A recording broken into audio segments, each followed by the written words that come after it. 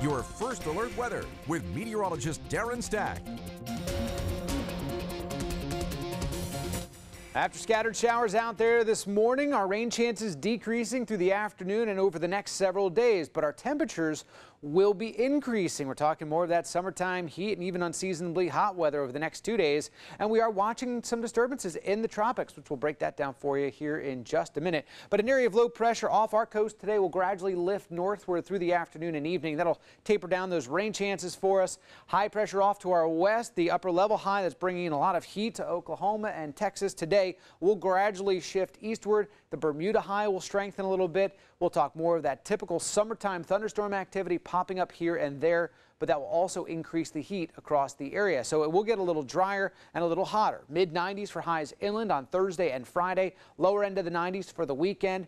Then we talk about for the Grand Strand, highs around 90 to 91 for Thursday and Friday before returning back to the upper 80s through the weekend. But only talking 20 to 30% chances of those afternoon or evening pop-up thunderstorms. Our rain chances today are much lower for the afternoon and evening hours. Out to the tropics we go. We had one disturbance over the Caribbean, over the islands that, well, weakening pretty quickly. It was showing a low potential for development, and another disturbance now out in the Atlantic east of the Lesser Antilles and is working its way westward is showing a moderate or medium potential for development over the next 24 to 48 hours. If it does develop into a tropical storm, it would become Tropical Storm Ernesto. The forecast models, though, continue to bring it up into the Gulf of Mexico through about Sunday, so still a long ways away from any which way of land, and certainly far away from any which way of the U.S. as well. Certainly plenty of time for it to change that course a little bit, so we'll keep you updated if we do see any changes in the forecast track of that disturbance.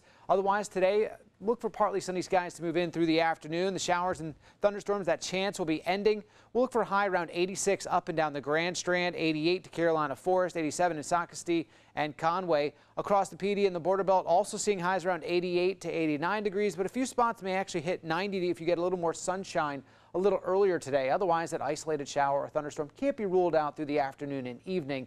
Your 7-day forecast goes back to that 20 to 30% chance of those afternoon and evening thunderstorms from Thursday straight through the beginning and middle of next week. Our hottest days will be Thursday and Friday with highs around 90 for the Grand Strand, then back to the upper 80s for the weekend. Inland areas climbing to the mid-90s on Thursday and Friday, and then moderating back to the lower end of the 90s for the weekend and staying in the low 90s even into the beginning and middle of next week. So rain chances will be on the downward slide, but still out there over the next 7 days.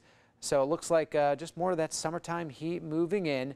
And have yourself a great Wednesday. Remember, you can always get your latest news and weather updates on your website, carolinalive.com.